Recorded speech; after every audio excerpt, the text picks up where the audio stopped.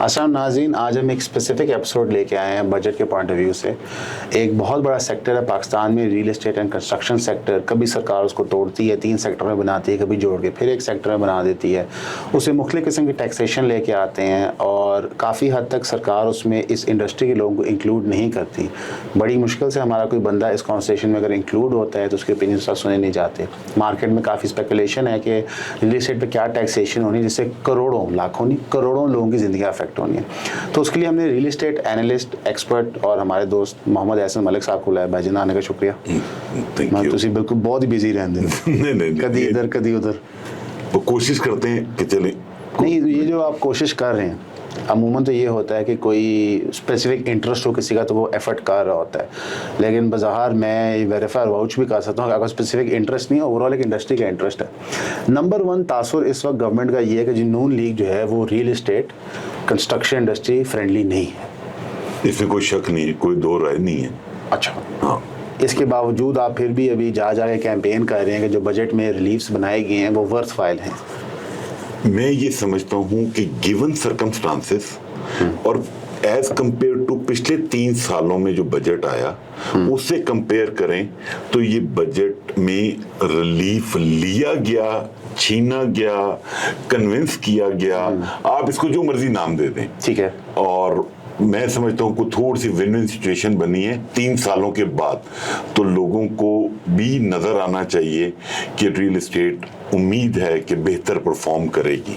एक जो सवाल लोगों का बार बार आता है और एक अवामुन नास में तासुर ये है कि जब रियल एस्टेट इंडस्ट्री पे क्रैकडाउन होता है तो वो खुश होते हैं। वो कहते हैं डीलरों ने बहुत पैसे कमा लिए, डेवलपरों ने बहुत पैसे कमा लिए, बेपनाह फ्रॉड कर लिया, और उसके बाद जो इन पर टैक्सेशन हुई तो ठीक है, ये जायज़ है। तो उस तरह अवामुन नास सपोर्ट में नहीं खड़ी होती। जिस तरह फॉर एग्जांपल अगर फैक्ट्रीज़ के ऊपर टैक्सेशन होती है तो उनके लेबर यूनियंस खड़े होते हैं। हमारे यहाँ डीलर यूनियंस तक खड़े होते हुए नज़र नहीं आए। इसकी क्या वजह बनी? असल इसकी सबसे बड़ी वजह यह है कि हमारी कम्युनिटी इटसेल्फ सब चौधरी है, ठीक है, एक सबसे बड़ा प्रॉब्लम। और उसके बाद दूसरा, हर दूसरे की टांग खींचने पे लगा हुआ है कम्युनिटी के अंदर। ठीक है, यूनिटी नहीं है, वरना कोई चक्कर ही नहीं है। मतलब आप ये देखें ना, चाहे लॉयर मूवमेंट ले लें, आप स्टॉक मार्केट ले लें, जहां पे यूनिटी है या थोड़ा सा ब्लैकमेलिंग एलिमेंट है, आप ट्रेडर्स ले लें, ताजर ले लें, कैसी यूनिटी है। चेंबर ऑफ कॉमर्स ले लें, चेंबर ऑफ कॉमर्स ले लें, एक यूनिटी है। रियल एस्टेट में यूनिटी नहीं है, और उसकी सबसे बड़ी वजह यह है, मेरी अकल के मुताबिक जो थोड़ा बहुत एक्सपीरियंस है, कि हमने इसको डिवाइड कर दिया और उसमें गवर्नमेंट काफी हद तक कामयाब हुई कि रियल एस्टेट अलग है, हाउसिंग अलग है, कंस्ट्रक्शन अलग है। आपने 3 फिके बना दिए, ठीक है, और तीनों को टेक्निकली रजा आप डील करते हैं और किसी को लॉलीपॉप दे देते हैं, किसी को डरा देते हैं, किसी को कुछ कर देते हैं, और इस वजह से बेड़ा गर्क। हालांकि तीनों एक दूसरे बगैर चल नहीं सकते।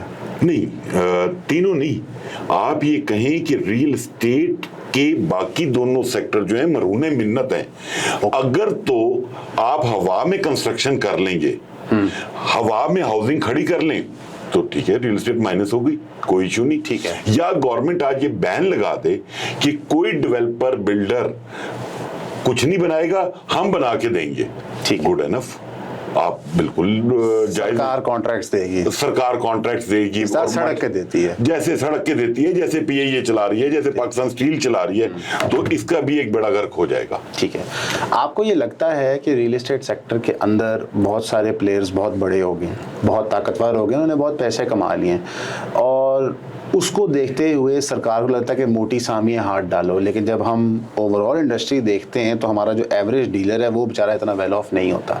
तासुर लोगों को होता है कि डीलर बड़े अमीर होते हैं, लेकिन आप एवरेज ट्रेडर देख लो तो वो तो बेचारा sort of hand to mouth ही फिर रहा होता है। असल बात ये है, इसमें कोई शक नहीं, माशाल्लाह हमारी काफी भाई काफी सौखे हो गए हैं, हाँ। ठीक है, बट अगेन इसके ऊपर मैं ये समझता हूँ ये गवर्नमेंट की नालायकी है।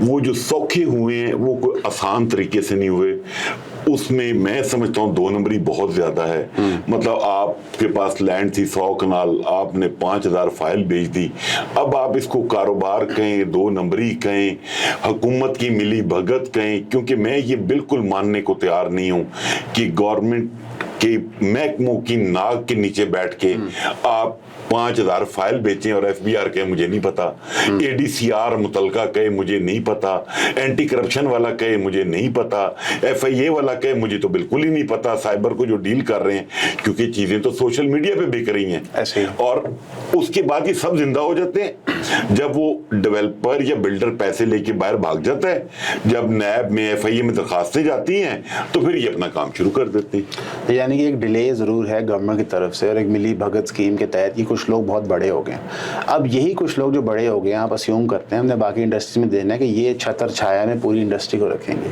लेकिन बड़ी माज़रत के साथ जितने भी दोस्त रियल एस्टेट से मुंसलिक हैं और कोई फेडरेशन का लीडर का ये देख रहा है, शायद देखे या ना देखे, तो आपको नहीं लगता कि ये लोग अपने ही लेबर क्लास को बेच आते हैं? अच्छा, ये तासुर है ना, मतलब आप असेस कर रहे हैं कि वो बेच आया जी।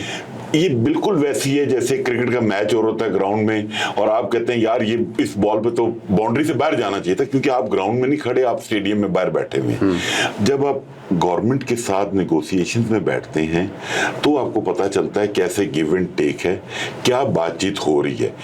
आप डंडा लेके तो नहीं सर पे बैठ सकते, मतलब मैं जितना बड़ा FBR का क्रिटिक रहा हूं, आपने भी देखा होगा मेन स्ट्रीम मीडिया पे कि FBR की पॉलिसीज गलत हैं, बनाने वाले गलत हैं, उनकी सोच गलत है, तो आप कैसे एक्सपेक्ट करते हैं कि कोई किसी को वहां पे बेच सकता है? बात ये है आपने अपनी बात सेल करनी है, उन्होंने अपना पॉइंट ऑफ व्यू देखना, उसके बाद होना वो है जो उनकी मर्जी है। मतलब मैं गन पॉइंट पे तो सर उनसे कुछ नहीं करवा सकता ना, मैं कन्विंस कर सकता हूँ, लॉजिक दे सकता हूँ, रीजन दे सकता हूँ कि भाई आप ऐसे मत करें, बट गवर्नमेंट का एक माइंडसेट है कि real estate non productive sector है और इसका मुल्क को कोई फायदा नहीं, ये उनकी सोच है। आप इससे एग्री करते हैं? मैं बिल्कुल एग्री नहीं करता। नहीं, real estate compare to let's say cotton mill या टेक्सटाइल मिल, ठीक है, बराबरी पे तो नहीं ठहर सकता। क्यों नहीं ठहर सकता?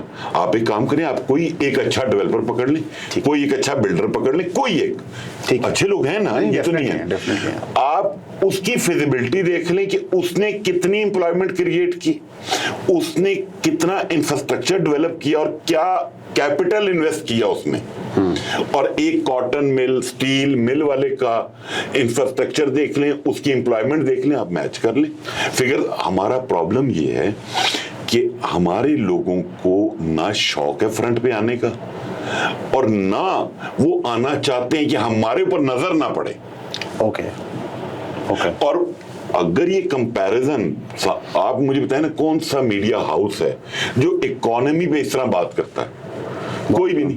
बहुत कम। वो कहते हैं हमारी रेटिंग गिर जाती है, हमने बात करनी ही पॉलिटिकल है। आपने पूरा मुआशरा ऐसा पॉलिटिकल डिबेट के ऊपर लगा दिया है, एडिक्शन लगा दी है। मैं समझता हूं कि मैंने रिक्वेस्ट की डिफरेंट एंकर्स को, चैनल्स के मालकान को कि आप बिल्कुल पॉलिटिकल डिबेट करवाएं, बट अपने हर एंकर को कहें कि जो भी वो 4 शो करता है उसमें हफ्ते में एक शो के अंदर आधा प्रोग्राम तो सॉफ्टवेयर इकोनॉमी पे कर ले, कभी स्टील पे बात कर ले, सीमेंट पे बात कर ले, कि ताजर पे बात कर ले, एल्युमिनियम पे बात कर ले, किसी पे बात कर ले। वो असल में इसलिए नहीं कर सकते, उनको रेटिंग का मसला नहीं है, उनके जो फाइनेंसियर्स होते हैं, जो इश्तिहार देते हैं, वो इन्हीं कंपनियों के होते हैं, तो उनकी गलत या सही पॉलिसीज पे बहस करना वो मुनासिब नहीं समझते, कारोबार नहीं। अच्छा, ये भी गलत परसेप्शन है। मैं आपको नाम तो नहीं बताता, स्टील वाले जो उनके लार्ज प्रोड्यूसर हैं, उनके चेयरमैन से मेरी बात हुई, वो आना चाहते हैं बट आपको उनको कोई लेता ही नहीं। मैं आपकी इस गुफ्तगू के साथ से कहता हूं, आप हमारे पास आए, हम आपकी पॉडकास्ट कर देंगे। सर मैं आपको नेक्स्ट टाइम कोऑर्डिनेट करा के वो जो उनके हेड हैं आपको थ्रू करा दूंगा, आप उनको बुलाएं, आप उनके इश्यूज सुने, वो आपको जेन्युइन इश्यूज बताएंगे कि गवर्नमेंट कैसे उनके साथ उनको कैसे ट्रीट कर रही है। इस वक्त रियल एस्टेट में कौन सा ऐसा टैक्स है जो सरकार ने पिछले 3 साल में लगाया जिससे आपको इशू है, या आप कहते हैं कि ये टैक्स समझ नहीं आता, ये नाजायज है, ये एक्चुअली काउंटर प्रोडक्टिव है अपने मिशन को? सबसे बड़ा तो 7E है, डीम इनकम टैक्स। अच्छा, मैं ये समझता हूँ इसने बहुत ज्यादा फ्यूल किया लोगों को अपना कैपिटल पाकिस्तान से बाहर निकालने पे, कि आप यहाँ पे अपनी प्लॉट प्रॉपर्टी कोई भी रखें और पाकिस्तान की गवर्नमेंट को रेंट पे करना शुरू कर दें साल का, नॉन कंस्ट्रक्टेड प्रॉपर्टी पे, नॉन कंस्ट्रक्टेड प्रॉपर्टी। और सबसे बड़ा ब्लंडर ये कि फर्ज कर ले मैंने एक प्लॉट परचेज किया विद दिस इंटेंशन कि मैं इस पे घर बनाऊंगा। अब एक्स डेवलपर वो उसको डेवलप ही नहीं कर रहा, तो मैं उस पे कंस्ट्रक्शन कैसे करूं और मैं गवर्नमेंट को रेंट पे करूं? ओके तो मतलब जो गवर्नमेंट की नालायकी, बिल्डर डेवलपर की नालायकी है, उसकी भी प्राइस मैं पे कर रहा हूं। सबसे पहले आप सबका बहुत शुक्रिया हमें सब्सक्राइब करने के लिए। जिन जिन दोस्तों ने हमारी फैमिली में शामिल हुए 3000 की सब्सक्रिप्शन लेके, काइंडली हमें व्हाट्सएप किया करें ताकि हमें पता हो कि हमने किस ग्रुप में ऐड करना है। वैसे जो आप सब्सक्राइब कर रहे हैं, इसके लिए आपको 12 वीडियोज़ हर महीने मिलेंगे जो प्राइवेट वीडियोज़ होगी, यानी कि वो कंटेंट किसी ने ना पहले देखा होगा, ना वो कभी किसी मेन चैनल पे अपलोड होगा। वो सिर्फ आपके कंजम्पशन के लिए होगा जो 3000 की सब्सक्रिप्शन पे कर रहे हैं। अब वो कंटेंट होगा क्या? उसमें आपको लाइफ स्टोरीज पता चलेंगी, कुछ फिलोसॉफिकल आइडियाज़ डिस्कस होंगे, कुछ पर्टिकुलर इंसिडेंट्स होते हैं जिसकी वजह से चैनल्स डिमोनेटाइज हो जाते हैं, वो ग्रेट डिटेल में डिस्कस होंगे। कुछ आपके साथ कंटेंट शेयर किया जाएगा जो अवेलेबल नहीं है आम पब्लिक को, और जो पब्लिकली उस तरह शेयर भी नहीं हो सकता। मोस्टली चीज़ें एजुकेशन रिलेटेड होंगी, हर चीज़ का कोई लेसन होगा पीछे, लेकिन ज़्यादा से ज़्यादा इसको आप सब्सक्राइब करें ताकि आप हमारे काम को सपोर्ट कर सकें। तो प्लीज़ हमें सब्सक्राइब करें, 3000 रुपीज़ भेजें, व्हाट्सएप करें और ईऑन फैमिली का हिस्सा बनें। Thank you. क्या सोसाइटियाँ नॉन कंस्ट्रक्शन पेनल्टी चार्ज वैसे नहीं करती? नॉन कंस्ट्रक्शन सोसाइटीज चार्ज करती है ना, गवर्नमेंट नहीं करती। नहीं, मैं वही कह रहा हूँ, अगर लोग सोसाइटी के मालकान को देने को तैयार हैं नॉन कंस्ट्रक्शन चार्जेस, या फिर ट्रांसफ़र के ऊपर क्लियर कराने को तैयार है, अक्सर चार्जेस आपको मुझे पता है ट्रांसफ़र वर्क क्लियर होते हैं, तो क्या अगर वो पैसे वो सरकार को दे दें तो इसमें कोई हर्ज है? नहीं, एक तो वो पैसे जो नॉन कंस्ट्रक्शन या नॉन यूटिलाइजेशन चार्जेस हैं वो होते नॉमिनल है। Okay. यहाँ पे जो वैल्यू जो चार्जेस हैं वो 1% ऑफ द एफबीआर वैल्यू है। यानी अगर आपका करोड़ रुपए का प्लॉट है तो लाख रुपया आपने साल का पे करना है, ठीक है, उस प्लॉट का आप करेंगे ना। और अगर आपने 5 साल वेट मतलब उस पर, अब जैसे ये आज चौथा साल है 7E को, और सबसे बड़ा जुल्म ये है, एक तो ये आइन से मुतसादिम है। आपकी पाकिस्तान की 3 हाई कोर्ट्स इसको अल्ट्रा वायरस डिक्लेयर कर चुकी हैं, जिसमें इस्लामाबाद, KPK, बलूचिस्तान। कराची में ये 0.50 है, क्योंकि सुप्रीम कोर्ट ने उनको अलाउ किया कि 0.50% पे करें। सिंध हाई कोर्ट ने पूरे सिंध में एप्लीकेबल कर दिया। यतीम पंजाब है जिसमें 1% आज भी ये राइज है। हमारी अपनी ये नालायकियां हैं कि कोई इसको परसू नहीं करता, कि और कुछ नहीं, अगर अभी खत्म नहीं हो रहा फॉर द टाइम बीइंग, जब तक, क्योंकि सुप्रीम कोर्ट के जजेस भी बहुत मसरूफ हैं। 4 जून 2024 के बाद उनके पास टाइम ही नहीं मिला कि वो इस केस को सुन लें। ये करोड़ों लोगों को अफेक्ट करता है, जो चलो करोड़ों नहीं लाखों को तो अफेक्ट करता है ना। नहीं सर, करोड़ों ही होंगे, जितने डीलर हैं, जितने वो प्लॉट बेचते हैं, जितने इन्वेस्टर हैं। तो हर बंदा तो प्रॉपर्टी ओन नहीं करता ना, हर बंदा तो प्रॉपर्टी, हाँ आप अगर उसको इस तरीके से 7E क्या ज़रूरी रकबे पे लागू है? 7E ज़रूरी रकबे पे लागू नहीं है। लाहौर शहर के अंदर जहाँ पे तकरीबन 2 करोड़ आबादी होगी है, जितने प्लॉट यहाँ बन चुके हैं, जिनमें रहायशें हैं और नई भी हैं जो खाली पड़े हुए हैं, तो लगभग 40 से 50 लोगों, तो लाहौर में 7E लग रहा है, तो ये एक्चुअली करोड़ों में चला जाता है। नहीं, वो बात आपकी ठीक है, बट मैं ये समझता हूँ कि आपने, जैसे आपका क्वेश्चन था, ऐसा कौन सा कानून है, मैं समझता हूँ 7E खत्म होना चाहिए। क्या 7E खत्म हुआ है अभी? अभी 7E खत्म नहीं हुआ, 7E कंटिन्यू कर रहा है। 7E कंटिन्यू कर रहा है। 7E के अलावा कौन से टैक्सेस हैं जो प्रॉब्लमेटिक हैं, जो दिक्कत दे रहे हैं इंडस्ट्री को? अच्छा, वो टैक्सेस नहीं है, वो लुट मार है, आसान उर्दू में। अच्छा, मतलब लेट फाइलर का टैक्स, ठीक है। अब लेट फाइलर, आप मजे की बात मैं आपको समझाऊं तो आप एंजॉय करेंगे उसको।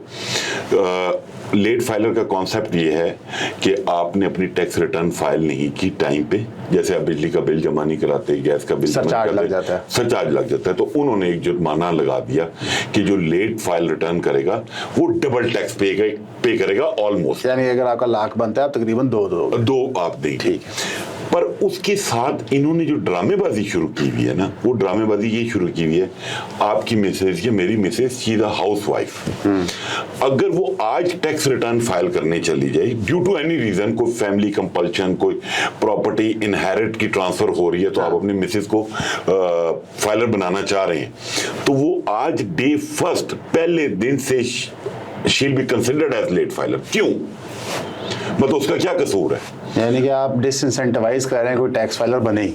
मतलब आप FBR लोगों को उस तरफ लेकर जा रहा है कि भाई बजाय इसके कि टैक्स नेट बढ़ाएं, आप एग्जिस्टिंग टैक्स पेयर को ही मारने में तुले हुए।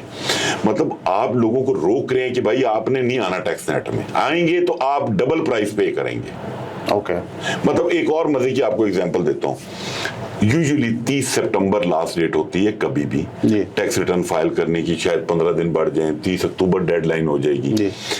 30 अक्टूबर के बाद अगर फर्ज करें एक बच्चे की डेट ऑफ बर्थ 5 नवंबर है, ठीक है, और वो 5 नवंबर को 18 साल का होता है, 5 नवंबर 2025 को 18 साल का हो गया, और आपने उसको किसी वजह से फाइलर बनाना है, आपने उसका बैंक अकाउंट खोल दिया, NTN बनवा दिया, 100 वजह किसी वजह नहीं बनवा दिया आपने, वो लेट फाइलर है। ये जुल्म नहीं है? नहीं, इसमें तो तुक की कोई नहीं है ना। कि एक 18 साल आज मैं हुआ हूं और मेरे अब्बा ने मुझे फाइलर बनाने की कोशिश की और गवर्नमेंट कहते नहीं बेटा आप लेट फाइलर है। मतलब ये लॉजिक है? नहीं, इसमें तुक तो कोई नहीं है। अब ये FBR जो ये पॉलिसीज ले रहा होता है, ये वाली पर्टिकुलर पॉलिसी आपने बात की, इसे रियल एस्टेट तो सबको अफेक्ट करती है। नहीं, ये नून लीग को क्रेडिट जाता है। इसकी इम्प्लीमेंटेशन जो है ना लेट फाइलर की, वो सिर्फ रियल एस्टेट के लिए है। सिर्फ रियल एस्टेट? सिर्फ रियल, उनको क्योंकि प्यार बहुत है रियल एस्टेट से ना। आप कह रहे हैं कि बाकी किसी जगह भी अप्लाई नहीं करेगा? ये बाकी किसी जगह अप्लाई नहीं करेगा, ये लेट वाला, लेट फाइलर वाला, ये मोहब्बत है खास नून लीग को, उसकी वजह से उसकी प्राइस। एक और चीज हमारी गवर्नमेंट को या FBR को इजी मनी की आदत पड़ी हुई है। इजी मनी से क्या मुराद? इजी मनी की मुराद ये है, अभी पिछले दिनों FD का एक कानून आया था जी, ठीक है, अपनी गलती मानने को ये सिंपल एक जस्टिफिकेशन, एक ग्रेड 21 का अफसर सॉरी टाइपोग्राफिकल मिस्टेक हो गई। वो टाइपोग्राफिकल मिस्टेक क्या कॉस्ट में पड़ती है एक आम आदमी को। FD के अंदर लिखा हुआ था कि एज पर जो ATL लिस्ट है उसके मुताबिक आपको FD चार्ज होगी, filer, non filer, late filer, doesn't matter. ये 3 कैटेगरी थी, 3, 5, 7%। मैं सिर्फ आपको पैसे बनाने का तरीका बता रहा हूं गवर्नमेंट का। नॉन रेजिडेंट का जिक्र ही कहीं नहीं, नॉन रेजिडेंट ओवरसीज पाकिस्तानी। अब अगर आप लंदन से, दुबई से आए हैं, आपको प्रॉपर्टी परचेज कर रहे हैं, तो अब वहां पे नॉन रेजिडेंट बाय मिस्टेक टाइपोग्राफिकली वो लिखा नहीं गया, तो आप 7% नॉन फाइलर का टैक्स पे करेंगे, और लोग पे करते रहे हैं। और जिस तरीके से वो FBR को, जिन अल्फाज ने वो याद करते रहे हैं, वो FBR वालों को, एक चेयरमैन को तो मेरे ख्याल बददुआएं लग गई, जो पीछे वाला था वो चला गया, और अभी इस बजट में वो FD अबॉलिश हो गई है। लेकिन सरकार ने तकरीबन 6-8 महीने लिया ये टैक्स। 1 साल भाई, पूरा 1 साल ये टैक्स लिया है। यानी कि 1 साल सरकार ने ओवरसीज पाकिस्तानीज को इन्वेस्टमेंट से डिस्करेज कर दिया। क्या पैसा मत लगाओ। मैंने इसी वजह से आपसे कहा कि एज कंपेयर टू पिछले 3 सालों के बजट में ये बजट पॉजिटिव है, और शायद ओवरसीज पाकिस्तानीज को ये चीज का अंदाजा होगा, और मैं ये समझता हूं कि इन्वेस्टमेंट आएगी, क्योंकि एक करेंसी डिवेल्यूएशन के बाद, मतलब आज मेरे ख्याल $287, 288, 400 रुपए का पाउंड हो गया, 400 का पाउंड हो गया ना, तो अब जो पैसे पाकिस्तान भेजेगा उसकी बाइंग पावर ज्यादा है, उसकी बाइंग पावर ज्यादा है। और इसमें भी कोई शक नहीं कि पाकिस्तान की रियल एस्टेट मार्केट बहुत अच्छी है।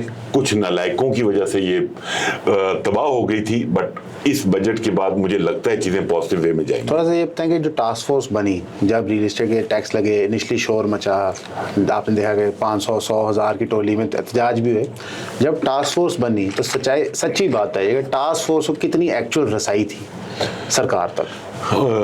असद, टास्क फोर्स की रसाई में finance minister, housing minister Riyaz Hussain Pirzada साहब, उस वक्त के minister of state Ali Parvez Malik साहब, चेयरमैन FBR साहब, हमारी जितनी मीटिंग्स थी वो इन साहिबान की मौजूदगी में हुई। और उसके बाद लास्ट एक मीटिंग हुई जिसमें फाइनल प्रपोजल डिस्कस हुए, प्राइम मिनिस्टर साहब को बताए गए कि ये हमारी सिफारिशात हैं। बजट से पहले जो मार्केट में खबर बड़ी गर्म थी। नहीं, ये बजट से बहुत पहले की बात है, ये फरवरी मार्च की बात है, जिसके ऊपर आपने देखा होगा हमारे फाइनेंस मिनिस्टर ने भी कहा कि हमने रियल एस्टेट को बहुत ओवर टैक्स कर दिया था, वो नहीं होना चाहिए, ट्रांजैक्शन टैक्स कम होना चाहिए। हमारे चेयरमैन एफबीआर साहब ने भी ये कहा, लेकिन वो कहते हैं ना, अंदर का जो वो वर्ड की प्रॉपर क्या कहूं, दिल का चोर जो है, ऊपर से तो वो कह रहे थे पर उनकी इंटेंट नहीं थी। उसकी एक सबसे बड़ी वजह ये, मैंने बहुत शोर मचाया कि जब आईएमएफ के सामने पहली दफा ये चीजें प्रेजेंट हुई तो उन्होंने रिफ्यूज किया। और उसके बाद आईएमएफ तरफ से आया था कि हम सिर्फ अलाउ करेंगे एफडी को वन टाइम अबॉलिश करने के लिए, कि असद पहली प्रॉपर्टी परचेज करेगा तो एफडी एप्लीकेबल नहीं है, सेकंड परचेज करेगा तो एप्लीकेबल है। मैंने कहा यार, बात ये है कि आप बिल्डर डेवलपर को बैठा के आप निगोशिएट करवाएंगे आईएमएफ से मीटिंग में, तो उसका तो यही नतीजा निकलेगा। आप रियल एस्टेट के रैप को ही नहीं अगर आप बैठा रहे, तो देखिए हर बंदा अपना इंटरेस्ट वॉच करता है, अपने सेक्टर का इंटरेस्ट वॉच करता है। हमारा जो रियल एस्टेट एजेंट है वो ऑलमोस्ट सबको केटर कर रहा होता है, उसके लिए क्लाइंट भी है, उसके लिए बिल्डर भी है, उसके लिए डेवलपर भी है। अनफॉर्चुनेटली चेयरमैन एफबीआर साहब ने उस एक मीटिंग जो आईएमएफ की हुई उसमें बिल्डर डेवलपर्स को तो बिठा दिया, रियल एस्टेट के रैप को नहीं बिठाया, और उसमें सिर्फ एक एफडी एबॉलिश हुई, और ये जो 236K जो बायर का टैक्स है वो कम हुआ, और विद दिस इंटेंशन कि जो एंड यूजर है हम उसको रिलीफ दें। अगर कोई बंदा इन्वेस्टमेंट कर रहा है तो उसका इन्वेस्टमेंट कम हो, टैक्स उसका कम पे हो, बट उनको आर्गू करने वाला कोई नहीं। आपने पता नहीं शायद इस बजट में एक चीज पॉजिटिव और नोट की या नहीं की, कि आप एक प्रॉपर्टी में पर्सनल यूज में जो प्रॉपर्टी है आपकी 15 साल से अगर आप उस घर में रह रहे हैं तो आपको 236C उसका नहीं पे करना। जस्टिफिकेशन फाइनेंस मिनिस्टर और चेयरमैन एफबीआर ये दे रहे हैं कि हमने सोचा कि वो गेन टैक्स तो खत्म हो जाता है तो फिर एडवांस टैक्स लेने की जरूरत क्या है। तो इन नालायकों से ये बंदा ये पूछे कि तो वैसे भी आप अंडर सेक्शन 37 तो 6 साल बाद जीरो हो जाता है 2024 से, पुरानी 30 जून 2024 से पुरानी प्रॉपर्टी पे, तो उन पे आप क्यों ले रहे हैं? मतलब अगर एक प्रॉपर्टी आपने 7 साल से होल्ड किया हुआ है, प्लॉट या घर, कोई भी चीज, और वो आपने 2016 में या 15 में ली थी, 14 में ली थी, तो आपके का तो गेन टैक्स बनता ही नहीं है जी, जिसमें आपने एडजस्ट करना हो। तो फिर आप मेरे से 4.5% क्यों ले रहे हैं? 236C लेते हैं, 236C 4.5% लेते हैं। अच्छा चलिए आप वो भी ले लें, कोई इशू नहीं, पब्लिक वो भी भरने को तैयार। ओ अल्लाह के नेक बंदो, ये एडवांस टैक्स है, इमीडिएटली इसको रिफंड कर दे अगर मेरा नहीं पैसे पूरे हो गए हैं। तो आपने एक ऐसा अजाब बना दिया कि अगर गलती से एहसन मलिक अप्लाई कर दे रिफंड के लिए, आप मेरा ऑर्डर खोल के बैठ जाते हैं, उल्टा मैंने लेने होते हैं, मैं दे के पैसे जाता हूं आपको। जाहिर जब ऑर्डर खोल जाता है तो फिर वहां बंदा लेन देन नहीं करता है। मतलब आपने एक ऐसा स्ट्रक्चर बना दिया एफबीआर का, एक तो हर आदमी घबराता है अपने पैसे लेते हुए। और वैसे आपके नॉलेज में भी होगा, आपके लाहौर में एक आज से कुछ 6-8 माह पहले आपको पता होगा LTU में गोलियां चल गई रिफंड के केस पे। ऐसे ही है एक्चुअली। हुआ क्या कि 3 साल से, जब से तकरीबन 3-3.5 साल से रियल एस्टेट पे बड़ा मुश्किल वक्त आया है टैक्सेशन के पॉइंट ऑफ व्यू से, और हर साल एफबीआर अपने टारगेट को हिट नहीं कर पाता, हर क्वार्टर में टारगेट को मिस करता है। तो क्लियरली रियल एस्टेट ट्रांजैक्शंस कम करने से, टैक्स करने से रेवेन्यू तो उतना इकट्ठा नहीं हो रहा। मेजॉरिटी जो रेवेन्यू हमारी इकॉनमी का इकट्ठा हो रहा है वो अभी भी सैलरीड क्लास की तनख्वाहों पे से है, और जो तेल के ऊपर ये नई लेवी लगाते हैं या गैस के ऊपर लगाते हैं। अभी जो बजट के अंदर थोड़े बहुत चेंजेस आए हैं एफईडी के पॉइंट ऑफ व्यू से, 236K को कम कर दिया गया है, इससे आपके ख्याल से रियल एस्टेट मार्केट में ट्रांजैक्शंस बढ़ेंगी? क्योंकि रियल्टर तो ट्रांजैक्शन के ऊपर चल रहा होता है। अच्छा बात ये है असद, मैं ये तो वसूख से नहीं कह सकता कि ट्रांजैक्शन बहुत बढ़ जाएंगी, बट मैं ये समझता हूँ कि अब जो रियल एस्टेट है ना, ये भी स्टॉक मार्केट की तरह सेंटिमेंट पे चलती है। ठीक है। ठीक है। अब वो वाले मैकेनिज्म चले गए कि जी आप पहले एक आदमी प्लॉट लेता था और वो सोचता था कि 6 साल बाद मैं बेचूंगा तो बच्चे की शादी करूंगा या घर बना लूंगा। अब तो लोगों की भी एक्सपेक्टेशंस ही होती हैं साल 2 साल में ये क्या देगा, अब मनी मार्केट या मनी मार्केट है। तो मैं ये समझता हूँ ये जो बजट आया है ये एक पॉजिटिव वेव लेकर आया है। लोगों को थोड़ी सी मिसअंडरस्टैंडिंग जरूर है और स्पेशली वो सेक्शन 114C, एक तो हमारे लोगों को क्रेडिट और तमगे लेने का शौक है कि मैंने एक नई चीज इन्वेंट कर दी है। जैसे हमारे चेयरमैन FBR साहब ने एक नया फॉर्मूला निकाल दिया एलिजिबल और इनएलिजिबल का। ठीक है, वो सिर्फ इस वजह से निकाला गया कि मैं कल को कहूं कि यार ये चीज मैंने की थी। हालांकि यार पूरी आपके पास ID कार्ड नंबर है, आप कहते हैं नॉन फाइलर है, एक चौकीदार बेचारा आपका बाहर गार्ड खड़ा है, मोबाइल में क्रेडिट डालता है, नॉन फाइलर है, आप उससे भी टैक्स चार्ज कर रहे हैं, एडवांस टैक्स ले रहे हैं उससे मोबाइल की सिम पे। किस चीज पे कौन टैक्स नहीं दे रहा? अपनी नालायकी छुपाने के लिए आप नए फार्मूले निकालते हैं कि हम किस तरीके से। अब ये 114C में इन्होंने अनाउंस किया कि 5 करोड़ रुपए तक की रेजिडेंशियल प्रॉपर्टी और 10 करोड़ रुपए तक की कमर्शियल प्रॉपर्टी एक आदमी परचेज कर सकता है जो फाइलर है या नॉन फाइलर है। इससे ऊपर की प्रॉपर्टी अगर परचेज करनी है नॉन फाइलर ने तो वो फाइलर बने और एलिजिबल बने, और अगर किसी फाइलर ने लेनी है तो वो पहले FBR में जाए और वहां से जाके NOC या एलिजिबल सर्टिफिकेट लेकर आए। यानी ये अपनी रिश्वत का दरवाजा खोल दिया। तो वो तो डिजाइन ही ऐसी होती है ना चीजें। बात है, हाँ। तो शुक्र है कुछ लोगों ने बैकडोर चैनल पे बहुत मेहनत की। मैं डिफरेंट फोरम पे भी कह चुका हूँ, इसमें पीपल्स पार्टी के अब्दुल कादिर पटेल साहब, सलीम मांडवीवाला साहब, नवीद कमर साहब, PTI के शिबली फराज साहब, इन्होंने बहुत मेहनत की। काफ़ी चेयरमैन FBR को आड़े हाथों भी लिया और लोगों ने भी बहुत काम किया इस पे। तो अब ये इस कानून का करंट स्टेटस ये है कि ये अभी बिल्कुल क्वाइट है जब तक फेडरल गवर्नमेंट इसको नोटिफाई नहीं करेगी। ठीक है। और इसके थ्रेशोल्ड को बढ़ाया भी जा सकता है और कम भी किया जा सकता है। मतलब ये कैबिनेट के पास एक चाबी है।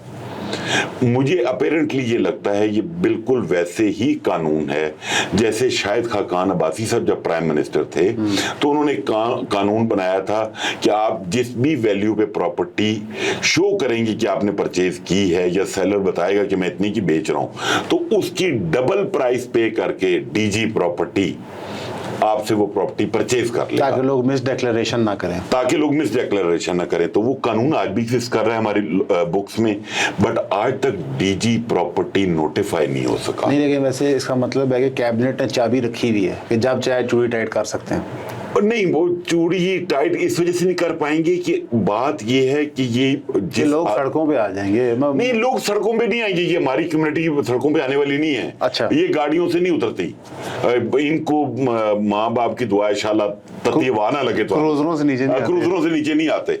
इनमें एहतजाज का टेम्परामेंट नहीं है बिल्कुल भी। तो हाँ, लॉबिंग में बातचीत हो सकती है, बट अक्सर लोग कहते हैं कि रियल एस्टेट माफिया बहुत बड़ा माफिया है। हाँ। बट मैं ये समझता हूँ कि अगर ये बड़ा माफिया है तो पिछले 3 साल से जितना इसने सफर किया है किसी ने भी नहीं किया। अगर वो माफिया इतना स्ट्रांग था वो पिछले 3 सालों से मतलब मरा हुआ था। नहीं जी, तो फिर आपको क्रेडिट देना चाहिए, करंट गवर्नमेंट ने माफिया की कमर तोड़ दी। नहीं, कोई कमर नहीं तोड़ी। बात ये अपना बेड़ा गर्क किया आपने। ये जो 12 बिलियन की बात होती है, 10 बिलियन की बात होती है, दुबई चला गया, टर्की चला गया, तो मतलब ये जहालत है ना। दुबई तो गया, बहुत पैसा गया। सर मैं गवर्नमेंट के पार्ट पे कह रहा हूँ ना, FBR के पार्ट पे, कि उनके पार्ट पे तो नालायकी है ना कि मतलब एक अच्छा खासा अभी ये जो मैकेनिज्म है 2 लाख और आप डिजिटल इकोनॉमी की तरफ जाना चाह रहे हैं, कैशलेस इकोनॉमी की तरफ जाना चाह रहे हैं, आपकी सोच की है, आप हर चीज को बंद करते जा रहे हैं। अभी आज की तारीख में नॉन फाइलर बैंक में जाके कैश डिपॉजिट भी कर रहा था, निकलवा भी रहा था। आपने ये मैकेनिज्म, वो प्लॉट परचेज भी कर रहा था, सेल भी कर रहा था, आपको टैक्स भी पे कर रहा था। आपने ये मैकेनिज्म नहीं बनाया कि मैं जाके एहसन से पूछूं भाई तुमने ये प्लॉट परचेज किया है तो ये पैसे कहां से आए। जो लॉजिक है आपने कहा नहीं एहसन साहब आपने परचेज ही नहीं करना ताकि हमें काम ना करना पड़े। हाँ, बेसिक चोर बाजारी है ना। मतलब अगर एक बंदा बैंक में 10 लाख रुपए जमा करा रहा है तो कोई आईडी कार्ड दे रहा है साथ, उससे बगैर तो नहीं करवा रहा। तो आप उसको नोटिस देके बुला लें, पूछे हाँ जी किधर से पैसे किए, किधर से पैसे आए हैं आपने लोगों को। मतलब ये शायद मैं समझता हूँ हमारे जो चेयरमैन एफबीआर साहब है, क्योंकि वो डीएमजी ग्रुप से हैं तो वो जरा थोड़े से सख्त भी है, सुनने में आया है। अच्छा। मेरी मुलाकात हुई है, गुस्सा बहुत जल्दी कर जाते हैं। अच्छा। तो उन्होंने वो कमिश्नर वाला स्टाइल है, डीसी वाला डंडा पकड़ा होता है, तुम दो अंदर कर दो, वही चीजें रिफ्लेक्ट हो रही हैं उनके सामने। प्राइम मिनिस्टर की आंख के तारे हैं वो। एफबीआर को थाने की तरह चला रहा है, एफबीआर को डीसी ऑफिस की तरह चला रहे हैं। मतलब जो स्टाफ है उनके ऊपर भी यही हाल है और पब्लिक को भी वो इसी तरह समझ रहे हैं। आई थिंक इसमें प्रॉब्लम ये है कि हमारी बदकिस्मती रही है कि चाहे वो एफबीआर हो, चाहे इवन फाइनेंस डिपार्टमेंट हो, जनरली पाकिस्तान का मिनिस्ट्री भी हो, तो वहाँ पे जो लोग बैठे होते हैं वो अंडरस्टैंड नहीं करते कि आपके decisions real term human lifes को तबाह कर देते हैं, उसको फैक्टर इन नहीं करते। अब मैं पर्सनली ये जानता हूँ, आप कई दफातर को जानते हैं जो एक दफ्तर अब 3 इकट्ठे होकर मर्ज होकर एक ऑफिस बन गया, बेपनाह लेवल पे हुआ है। लेकिन मैं इस दफ़ा देख रहा था कि जो ये पीछे सदर के इलेक्शन हुए हैं तो बड़ा पैसा लगा उसके ऊपर, streamer golden Khan DHA Lahore के। अच्छा। मेरे विसिनिटी में तो वही था। अच्छा। उसमें बड़ा पैसा लगा, हर चीज़ हुई है। तो एक तरफ से हम रोना डाल रहे होते हैं कि जनाब मार्केट गिरी है, दूसरी तरफ से हम पैसे का वो शो भी करा रहे होते हैं। तो ये लोगों के पास तो पैसा है ना, इसमें तो कोई दो राय नहीं है ना, लेकिन वो लगाना नहीं चाह रहे। आप लगाएंगे तब जब आपको कोई पॉजिटिव सेंटिमेंट नजर आएगा। लोग गोल्ड में जाते हैं, लोग डॉलर में जा रहे हैं, अभी आजकल वो क्रिप्टो का नाम चल रहा है, लोगों को वो अट्रैक्ट कर रही है चीजें। तो गवर्नमेंट की नालायकी है कि बजाय इसके कि मैं डॉलर परचेज करूं और 1 रुपया भी ना गवर्नमेंट को रेवेन्यू जाए और उसके बदले अगर मैं कोई घर या फ्लैट परचेज कर लूं तो गवर्नमेंट को टैक्स भी जाए और बुक्स में भी शो हो पैसे, तो ये तो पॉलिसी बनाने वालों का फॉल्ट है ना। ऐसे में इधर अभी अगर आप एक रिकमेंडेशन एफबीआर को दे सकें जो काम फिल फॉर हो जाए, वो कौन सा होगा? एक अगर देनी होगी जो यार कुछ नहीं साड़ी मननी है तो ए चीज मान लो, थोड़ी मेहरबानी। इमीडिएटली 7E को रिमूव करना चाहिए। 7E को रिमूव करना चाहिए और 2 छोटे और इशू में। अच्छा, एक मैं डीलर वाली प्रॉब्लम नहीं, कोई डीलर वाली लेट फाइलर जो मैंने आपको जेन्युइन प्रॉब्लम बताया, ठीक है, एक 7E हो गया। एक अगेन ओवरसीज पाकिस्तानियों की मैंने हमेशा हमायत की है, उनकी फाइट की है, लोगों को पता है। नॉन रेजिडेंट का जो मैकेनिज्म है उसको भी आपने एक कमिश्नर का मरून मिन्नत रखा हुआ है, अभी भी आप पैसे देते हैं तो आपका जो PSID है तो जनरेट होती है। मतलब सिंपल मैकेनिज्म था इस मुल्क में ना। अगर एक निज़ाम वाजे हो जाए असद साहब ब्यूरोक्रेसी पे कि आप जो पॉलिसी इंप्लीमेंट कर रहे हैं कि अगर ये बैकफायर करती है या इसकी नेगेटिविटी आती है तो इसकी प्राइस आपने पे करनी है। हमारे यहाँ अलमिया ये है, जो असद साहब के दिल में आया आपने इंप्लीमेंट किया, ग्रेड 22 लिया और आप घर चले गए। इम्यूनिटी होती है उनके पास पॉलिसी के पॉइंट ऑफ व्यू से। आप आराम से, बच्चे आपके बाहर पढ़ रहे हैं, आप चिल कर रहे हैं, आपको फर्क ही नहीं पड़ता मुल्क का बेड़ा गर्क हो गया आपकी पॉलिसी की वजह से, या आपके दिमाग ने सोचा कि ये ठीक होगा, आपने कंसल्ट करने का सोचा ही नहीं। अब जैसे मैं परसों तरसों एक प्रोग्राम में कहा कि अगर आप चाहते हैं मुल्क बेहतर हो तो एफबीआर के ऊपर एक आपको पावरफुल इकोनॉमिस्ट की टीम बिठानी चाहिए जो आपको पॉलिसी देगी। एडवाइजरी बोर्ड उसकी मर्जी के बगैर काम ना हो। आप मुझे बताओ ना, इस वक्त इस्लामाबाद चेंबर, लाहौर चेंबर, कराची सरापा एहतजाज हुए में, सारे सनतकार, सारे ताजर, मतलब ये जिसने भी ये आइडिया जनरेट किया, मतलब चेयरमैन साहब को चाहिए ना भाई, ये आपने क्या सोच के किया, कोई जस्टिफिकेशन हो इसकी, कोई जस्टिफिकेशन 37AA लगा के, या आप कहेंगे जी आपका असिस्टेंट कमिश्नर किसी भी वक्त आके एहसन को गिरफ्तार कर ले, असद को आके ले जाए, क्योंकि वो कंफर्टेबल फील नहीं कर रहा कि मैं उसकी डॉक्यूमेंटेशन से कन्विंस नहीं हूं। आई थिंक एक ना बहुत अरसा ऑफ लॉलेसनेस के बाद सरकार ने एक अजीब सा क्रैकडाउन शुरू किया। इसमें कोई शक नहीं था कि एक बहुत तवील अरसे के लिए पूछताछ कम थी, एमनेस्टीज आती थी, लोगों ने उसका फ़ायदा उठाया। लेकिन जब आप लोगों को दोबारा कानूनी दायरे में ला रहे होते हैं तो आप जितना छितर मारेंगे, उतना वो रजिस्ट करेंगे, उतना आप मीशत को डैमेज करेंगे। रियल एस्टेट 30, 35, 40 साल से वाइल्ड वेस्ट था। हमने देखा सन 2010 के बाद पॉलिसीज़ वाजे होना शुरू हुई, LDA ये कानून लाहौर के पर्सपेक्टिव में बात करते हैं, वाजे होना शुरू हुए, क्रैकडाउन शुरू हुए, नैब आपकी एक्टिवेट हुई। उससे पहले वाकई एक बिल्कुल ही अंधेर नगरी थी।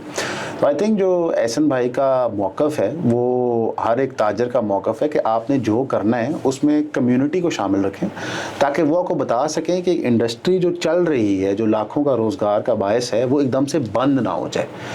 जो उन्होंने पर्टिकुलरली 7E की बात की, वो तो बेहुदा कानून है। एक चीज़ जो बनी नहीं है उसके ऊपर आप टैक्स कैसे, आप उसके ऊपर रेंट कैसे ले सकते हैं और आप डिटरमिन कैसे कर सकते हैं। तो आई थिंक सरकार को चीज़ें मद्देनज़र रखनी चाहिए। और बाकी बात ऐसे में बिल्कुल दुरुस्त है कि मेन स्ट्रीम आउटलेट्स और इवन सोशल मीडिया पे लोग नहीं इंटरेस्टेड इस पे बात करने के लिए। हमने भी जितनी भी tax based real estate sector पे या किसी भी सेक्टर पे बात की, उसके व्यूज़ कम ही आते हैं। लेकिन रियलिटी ये है दोस्तों कि ये वो इश्यूज़ हैं जो आपकी ज़िंदगी को डायरेक्टली इफेक्ट करते हैं। मैं एक ऐड ऑन करूँ, लेटेस्ट वाकया आपने पता नहीं देखा है ये नहीं, सीडीए के चेयरमैन ब्यूरोक्रेट मोहम्मद अली रंधावा साहब यहीं से लाहौर से गए हैं अभी आपके, मेरे डीसी थे या कमिश्नर थे यहाँ पे। आज से 6 माह पहले इस्लामाबाद सीडीए की जो ट्रांसफर फीस थी वो 250 रुपए गज थी। मतलब 500 गज का अगर प्लॉट है तो 1,25,000 रुपए ट्रांसफर फीस थी। Good enough. चेयरमैन सीडीए को ख्याल आया, उन्होंने 4 माह पहले उसको 1% ऑफ द एफबीआर वैल्यू कर दिया। ओके, डाइजेस्ट कर लिया लोगों ने।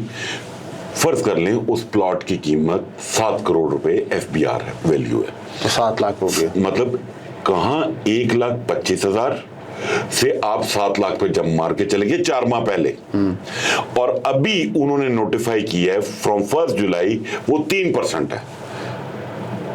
अच्छा, 21 लाख रुपए आप 500 गज का प्लॉट परचेज करेंगे तो आपने सीडीए को ट्रांसफर फीस पे करनी है, टैक्सेस अलग हैं। आज से 1 साल पहले 7 करोड़ का प्लॉट लिया तो मैंने उस पे दिया 1.25 लाख। 1.25 लाख 4 महीने पहले लिया तो दिया 7 लाख। 7 लाख आज लिया तो दिया 21 लाख। 21 लाख। ये है हमारे मुल्क की ब्यूरोक्रेसी का माइंडसेट। अब उसको तलाल चौधरी साहब भी डिफेंड कर रहे हैं। वो कैसे कर रहे हैं? क्योंकि इंटीरियर मिनिस्ट्री है ना। नहीं, लेकिन डिफेंड कैसे, दलील क्या दे रहे हैं? दलील क्योंकि अब चेयरमैन साहब ने किया, हमने बाकी चीजें लवाजमात चलाने होते हैं, हमारे अखराजात बहुत हैं, मतलब डिफरेंट। आप देखिए, जिसने डिफेंड करना है उसके पास भी आर्गूमेंट है, जिसने अपोज करना है उसके पास भी है। बट मैं यहाँ पे सिर्फ इतना बताना चाहता हूँ कि हमारी ब्यूरोक्रेसी काम कैसे करती है। लेकिन इसका कोई कारोबारी दलील तो नहीं है कि विद इन 12 महीने एक चीज़ जो 1 रुपए की थी आपने 21 रुपए पे ले गए हैं। ये लॉजिकल नहीं, और साथ टैक्सेशन भी इसकी हो रही है। तो बेसिकली ये ट्रांजैक्शन को डिस्करेज ही कर रहे हैं, वरना कौन ट्रांजैक्शन करना चाहेगा? कौन करना चाहेगा? जिस बंदे ने 1 साल पहले प्लॉट खरीदा था वो अगर आज प्रॉफिट में बेचता है तो उसको 21 लाख ठोक गया। ठीक है, इतना तो प्रॉफिट नहीं होना। ट्रांसफर फीस है, ट्रांसफर फीस बायर पे कर रहा है। चलो, बायर ही जो बायर पे करेगा, जो टैक्सेस हैं वो तो अलग हैं। मतलब उसमें जो डिफरेंट लोग हैं उनका पॉइंट ऑफ व्यू ये है कि जो गवर्नमेंट ने टैक्सेस में रिलीफ दिया, प्राइम मिनिस्टर ने रिलीफ दिया, टास्क फोर्स ने जो रिलीफ लिया, फाइनेंस मिनिस्टर ने रिलीफ दिया, वो रिलीफ एक सीडीए के चेयरमैन ग्रेड 21 के अफसर ने 1 minute just a stroke of pen से वो रिलीफ वाड़ के रख दिया। वो उसने वापस ले लिया। उन्होंने कहा उधर जो बच रहे हैं वो मैंने दे दियो। ठीक है, आपके ख्याल से जो इसका इम्पैक्ट बनेगा रियल एस्टेट पे अगर ये रिलीफ्स नहीं डोल आउट होते जिस तरह हो रहे हैं, इवन तो आप अभी भी बता रहे हो कि जो रिलीफ्स आए हैं उसके भी काम हो सकता है? नहीं होगा, हो सकता नहीं। मैंने कहा मैं बड़ा पॉजिटिव मार्केट को देख रहा हूँ। नहीं, जो उन्होंने रिलीफ्स दिए हैं वो बेशक वो पूरे नहीं है जो के मुतालबात थे, लेकिन इसके बावजूद काम हो सकता है। बिल्कुल ऐसे ही है। तो आई थिंक इधर से हम 2 मैसेज ले सकते हैं आज के एपिसोड से। एक ये है कि हर इंडस्ट्री को गवर्नमेंट के साथ एक नेगोशिएशन के प्रोसेस में शामिल होना है। जब गवर्नमेंट नहीं करी तो आपको घुसना है अंदर, इसके बगैर आपको गुजारा नहीं है। और दूसरा ये है कि जो भी रिलीफ पॉइंट बनता जाए आपकी इंडस्ट्री के लिए उस पर मैक्सिमम कैपिटलाइज करें। बिल्कुल ही हाथ पे हाथ रख के दिल हार के ना बैठ जाएं। जाहिर है सरकार की तो कोशिश है टप्पा अपनी तरफ मारने के लिए। ये उसी तरह जिस तरह आप प्रॉपर्टी के अंदर सौदा कर रहे होते हैं, ठीक है, आप ही कोशिश होती है कि अपनी साइड पहले क्लियर करें। एहसन भाई, गुफ्तगू करने का बहुत शुक्रिया। थैंक यू आपका, आपने मुझे चांस दिया। जज़ाकल्लाह। ये आपसे सिलसिला जारी रखेंगे बिकॉज हम वो टॉपिक्स भी कवर करना चाहते हैं और इंशाल्लाह कोशिश करेंगे जो नेसेसरली व्यूज़ ज़्यादा ना लाएं लेकिन जो एक्चुअल इकोनॉमिक टेंजिबल्स हैं उनकी बात करें, चाहे वो किसी की भी इंडस्ट्री की। अच्छा, इसमें मेरा एक पॉइंट ऑफ व्यू है। मैं ये कहता हूँ इस मुल्क का आम आदमी से लेके प्राइम मिनिस्टर तक इस रियल एस्टेट सेक्टर का बेनिफिशियरी है, बट इसके ऊपर बात करने को कोई तैयार नहीं है। ये बहुत बड़ा अलमिया है, अनफॉर्चुनेट है। मैं कभी भी 2 नंबर बिल्डर डेवलपर का स्पोक्स पर्सन नहीं रहा, कोई भी नहीं कह रहा, ठीक है, पर कितनी चीखें मार रहे थे फाइनेंस मिनिस्टर साहब, फाइलों का कारोबार नहीं चलेगा, हम नहीं चलने देंगे। क्या किया आपने? चल तो वही रहा है। नहीं, वो भी नहीं चल रहा। नहीं, वही चल रहा है। नहीं, बात जेन्युइन तो बिल्कुल ही नहीं चल रहा, वो फिर भी चल रहा है। तो मैं ये समझता हूँ हम जैसे लोग, आप जैसे लोग जो जेन्युइन काम करते हैं, उनका बेड़ा गर्क किया इन बिल्डर डेवलपर ने, जो कैपिटल यहां से इकट्ठा उठा के भाग गए और अब ये शक्लें देख रहे हैं। एक्सक्यूज ये देते हैं कि वो हमारे टैक्स नेट में पैसे नहीं थे, एफबीआर वाले, ये तो काम एंटी करप्शन का है, FIA का है, हमारी तो जिम्मेदारी नहीं है, पैसा बाहर जा रहा है, वो रोकें, हम क्यों रोकें? बाकी जो एजेंसीज हैं, जब इकट्ठा हुआ था किसकी जिम्मेदारी थी? जब वो बस डेवलपर क्रूज ने खरीद रहा था तो किसकी जिम्मेदारी थी? किसकी जिम्मेदारी थी? बस ये अलमिया है हमारे मुल्क का, बाद में जागते हैं सारे। बहुत अच्छा ऐसे मैंने एंड में कंक्लूड किया कि कहते हैं कि इस इंडस्ट्री ने हर किसी को रोजगार दिया, अपने आगोश में लिया, लेकिन आज की बात कोई नहीं करना चाहता। बहुत शुक्रिया आपका आज से मैं आने का, जज़ाकल्लाह खैर।